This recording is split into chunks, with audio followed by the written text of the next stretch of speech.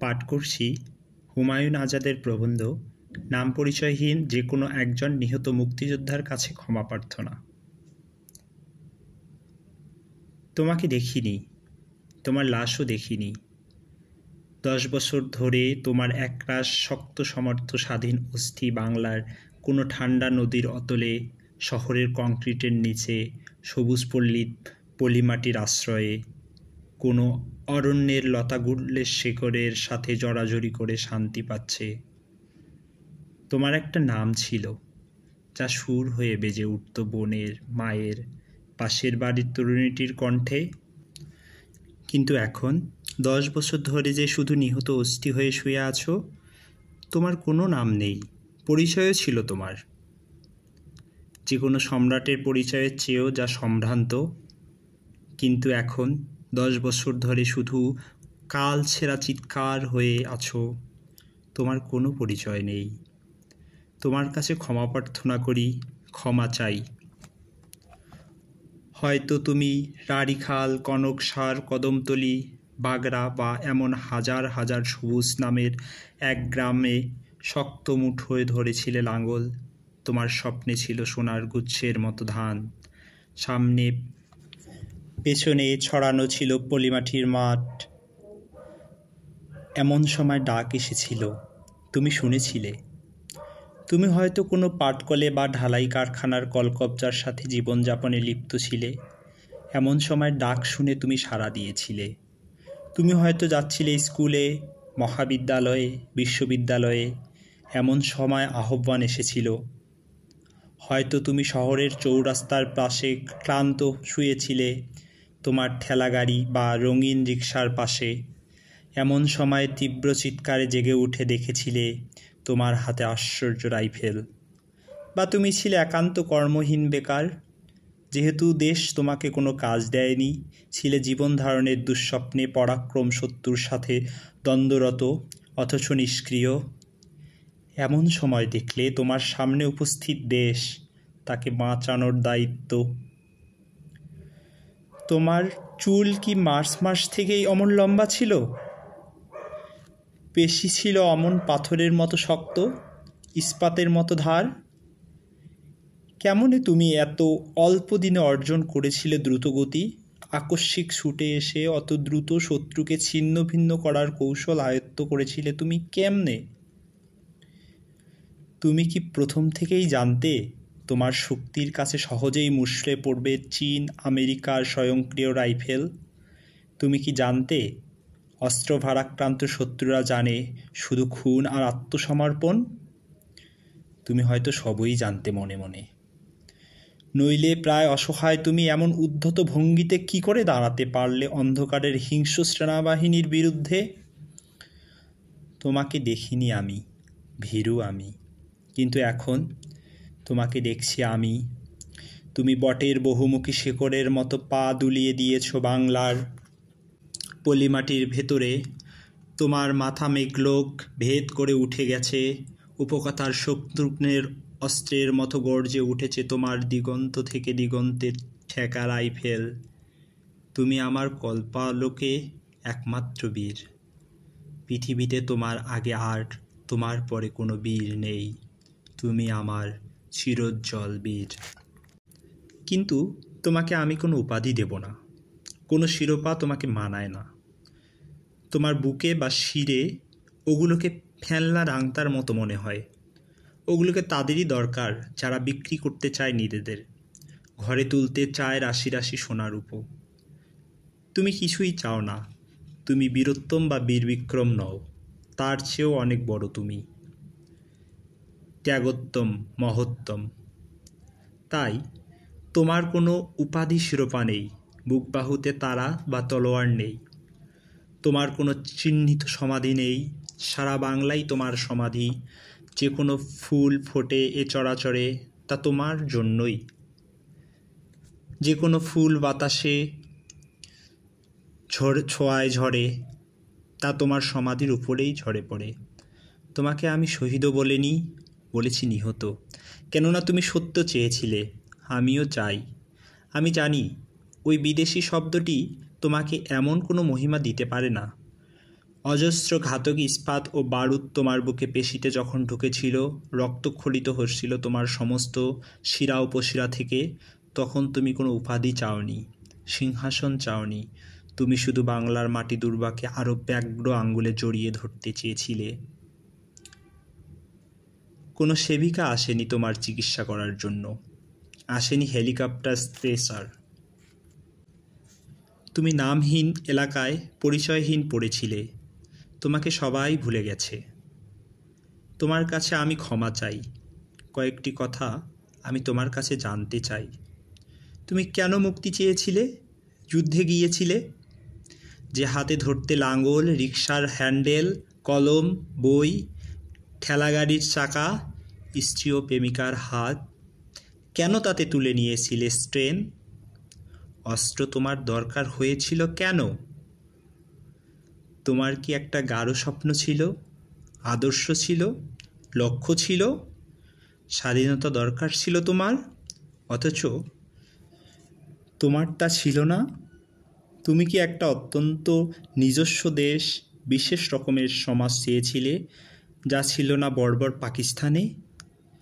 তুমি যে অত্যন্ত আবেগের জয় বাংলা, সোনার বাংলা, আমি তোমায় ভালোবাসি গেয়ে উঠতে, তা কি ছিল শুধুই সংক্রামক, না তা তোমার বুক থেকে আপনি উঠে আসতো, যেমন বীজ থেকে আপনি উদ্গত হয় উদ্ভিদ?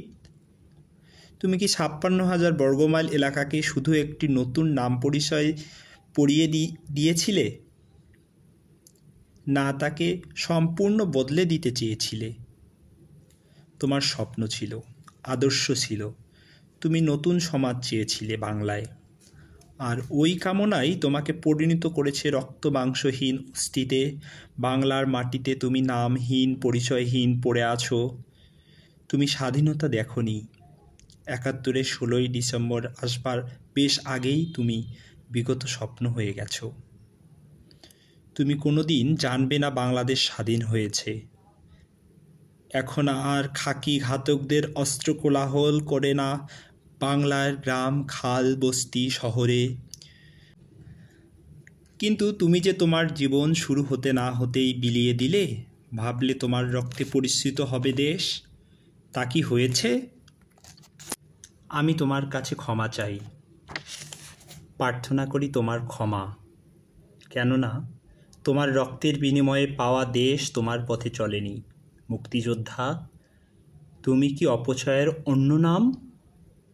মৃত্যুই সব কিছুর সমাপ্তি।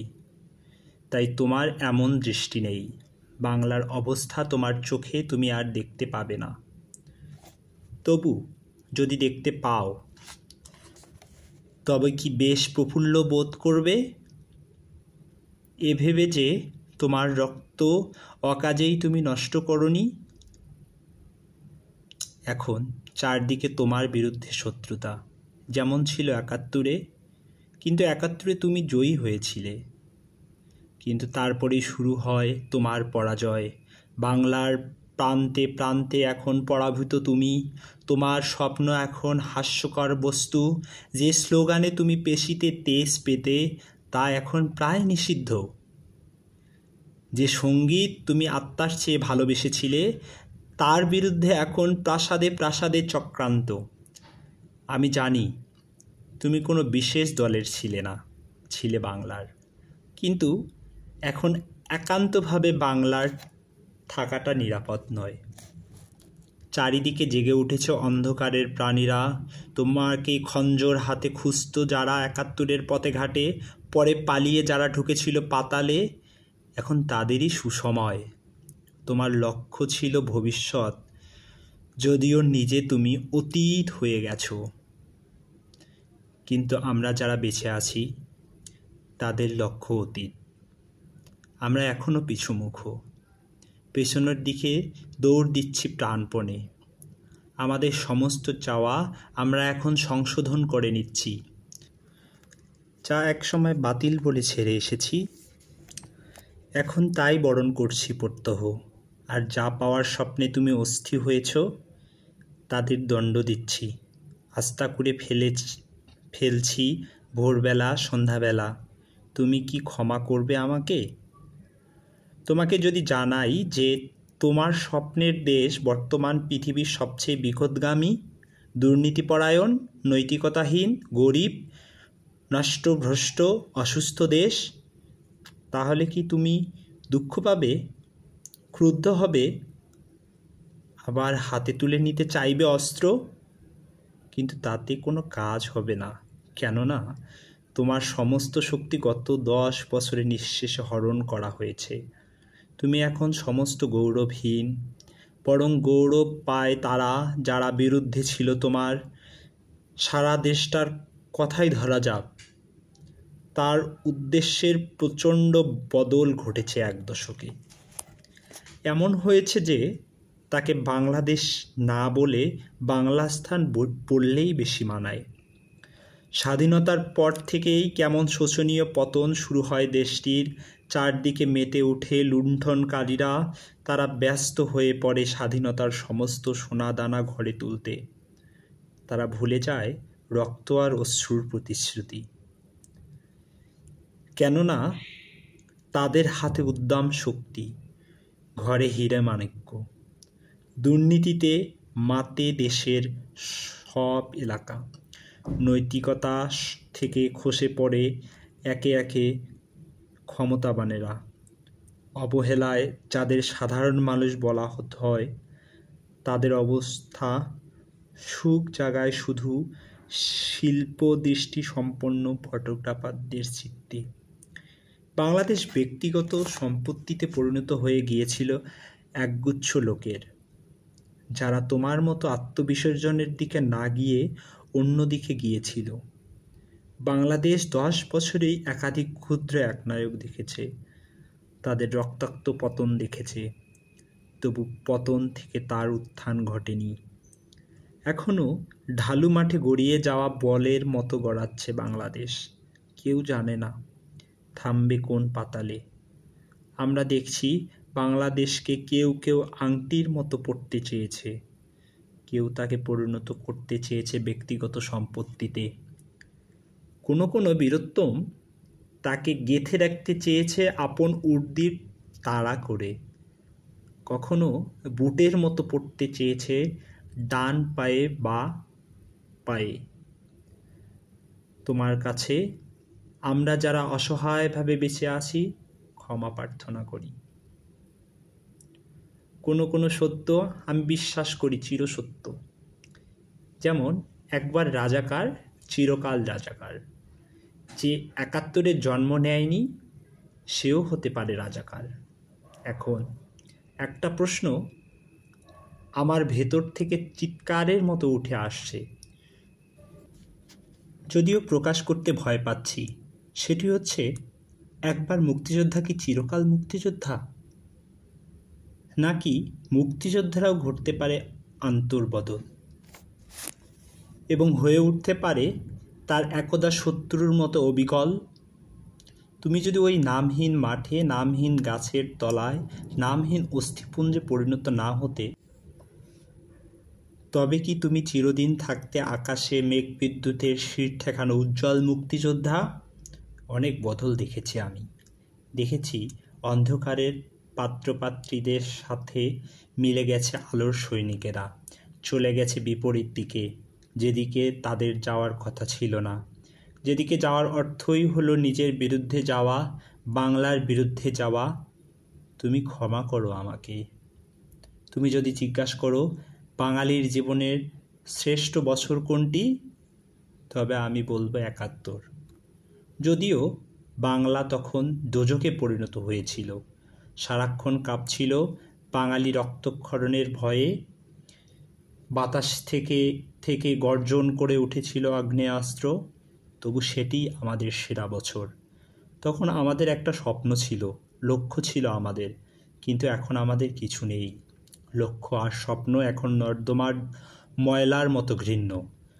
তোমার বিরোধীরা এখন বাংলাকে ওই আবর্জনা থেকে উদ্ধার করার কাজে দিনরাত লিপ্ত। কি চমৎকার দুর্নীতিপরায়ণ অনৈতিক সমাজ তুমি আমাদের উপহার দিয়ে গেলে। ভারতীয় উপমহাদেশে, তবে এখন এই উপমহাদেশের বাংলাদেশ নামক ক্ষুদ্র খণ্ডাংশটি দুর্নীতি আর অনৈতিকতার বেহেশত। এখানে যে যত দুর্নীতিপরায়ণ সেই তত পুণ্যবান, তারই তত খ্যাতি প্রতিপত্তি।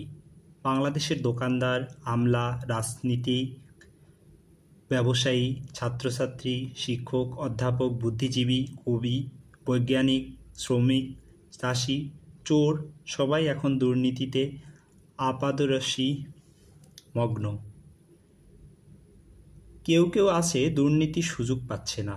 বাংলাদেশের বর্তমানের সমাজ দোকানদারি সমাজ, যার কোনো নীতি নেই, যে কোনো কাজই তার নীতিশাস্ত্রে বৈধ। এখন চারপাশে শুধু বেচাকেনা চলছে। রাস্তার ছেঁড়া কাগজের টুকরা থেকে বুকের আবেগ দিনরাত বিক্রি হচ্ছে। যা বিক্রির যোগ্য নয় তা এখন ফালতু আর হাস্যকর। জ্ঞান এখন ততটুকুই মূল্যবান যতটুকু বিক্রির যোগ্য। বিদ্যা ততটুকুই দামি তার যতখানি চাঁদনি চকে বা মতিঝিলে বা জুতার দোকানে বিক্রি হতে পারে। বাপ বেচেছে ছেলের কাছে, মেয়ে বেচছে প্রেমিকের কাছে, স্ত্রী বেচছে স্বামীর কাছে। রাজনীতিক ব্যবসায়ী বেচছে দলের কাছে, গুন্ডা বেচছে মন্ত্রীর কাছে। অর্থাৎ সারা বাংলা এখন একটি চোরা আর ছেঁড়া মালের বাজার। তোমার কাছে ৭১-এর ডিসেম্বরের অনেক আগে পরে চলে যাওয়া সূর্য আমি করজোড়ে ক্ষমা প্রার্থনা করি। আমি রক্তের কণায় কণায় তোমার উপস্থিতি বোধ করি। যদিও তোমাকে তোমার সঙ্গীদের আমি দেখিনি। তুমি লুঙ্গি পরে মাঠে পেরোচ্ছ খাদ, খাল, নদী, ঝোপঝাড়ের তল দিয়ে গিয়ে হঠাৎ সক্রিয় করে তুলছ তোমার ভোতা রাইফেল। শত্রুর হাতে ছিনিয়ে আনা মেশিন গান এবং বাংলার এক একটি এলাকা পবিত্র হচ্ছে। তোমার আগ্নেয়াস্ত্র থেকে উচ্চারিত শব্দ কি আশ্চর্য সুখকর। তোমার রাইফেল থেকে বুলেট নয়, বেরিয়ে আসছিল গুচ্ছ গুচ্ছ গোলাপ, যা শত্রুর জন্য ছিল বুলেট, আমাদের জন্য ছিল পুষ্পের গুচ্ছ। শহরের বানানো স্বাভাবিকতা যখন কোনো সন্ধ্যায় আচমকা নষ্ট হয়ে যেত, বিকল হতো সুরক্ষিত বিদ্যুৎ কেন্দ্র। অজস্র গুলির শব্দে যখন শহরে নামতো অন্ধকার, তখন বুঝতাম তুমি এসেছো। আর সে অন্ধকারেই মনে হতো আলোর অধিক। এখন আমি সেই অন্ধকার চাই। যখন কোনো ভাঙা সাঁকোর সামনে এসে দাঁড়াতাম, দেখতাম দানবের মতো ক্ষেপে আছে খাকি বাহিনী, বুঝতাম তুমি এসেছিলে। তুমি দলে দলে এসে শত্রুর দিকে উদ্যত নল থেকে ঢেলে দিচ্ছ রাশি রাশি ইস্পাত। তোমার হাত থেকে শাঁ শাঁ করে ছুটে যাচ্ছে গ্রেনেড। বিধ্বস্ত হচ্ছে শত্রুর বানানো স্বাভাবিকতার সাঁকো। চুরমার হচ্ছে তার শিরনাস্ত্র আর ব্যক্তিগত হার। এখনো দেখতে পাই তোমার এলোমেলো ক্রুদ্ধ বাউলের মতো চুল বাংলার আকাশ জুড়ে ওড়ে। তুমি লুকিয়ে আছো কোনো সবুজ ঝোপের আড়ালে, বাংলার বাঘের মতো। তোমার চোখ জ্বলছে। তুমি ব্রিজের নিচে ডুবে আছো বাংলার কুমিরের মতো, ছিনিয়ে নিচ্ছ শত্রু। তুমি শহরের স্ট্রিটের কোণায় সেরেনাদ গাওয়া প্রেমিকের মতো দাঁড়িয়ে আছো এবং তোমার গান বজ্রবিদ্যুতের মতো খান খান করে দিচ্ছে শত্রুর ছাউনি। বাংলার প্রতিটি ফুল, পাখি, মানুষকে রাত্রে সুনিদ্রা দেওয়ার জন্য। যা দেখিনি তাও স্পষ্ট দেখছি আমি। তুমি আসো বিনিদ্র রাইফেলের পাশে, যে কোনো সময় দুজনেই গর্জন করে উঠবে বলে। তোমার কোনো ক্লান্তি নেই, যেহেতু সকলের ক্লান্তি হরণের দায়িত্ব তোমার। তোমার কোনো ভয় নেই, যেহেতু সকলের ভয় দূর করার স্বপ্ন তোমার। তুমি ছিলে, তাই আমরা ৭১-এ ভুলেছিলাম ভয় আর ক্লান্তি। তুমি নেই, তাই ৮১-তে আমরা ভয়, ক্লান্তি, দুঃস্বপ্নের ভেতরে ঢুকছি। তুমি আমাদের উদ্ধার করো। এখন দেশ অসংখ্য শ্রেণীদল সঙ্গে বিভক্ত, আর তারা পরস্পরের পরিচ্ছন্ন উৎখাত চায়। নানা অস্ত্র নিয়ে তারা প্রস্তুত।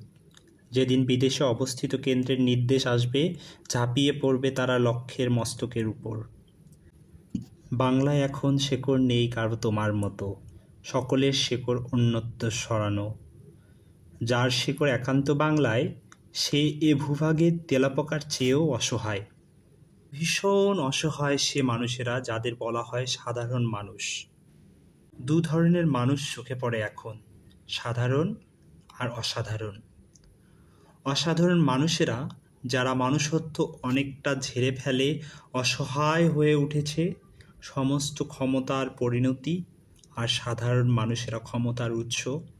প্রকাশ্যে প্রচণ্ড স্তুতি করা হয় সাধারণ মানুষদের, বলা হয় তারাই ক্ষমতায় উৎস, দেশের ভিত্তি, কিন্তু সঙ্গোপনে তাদের ত্রস্ত রাখা হয় সব সময়।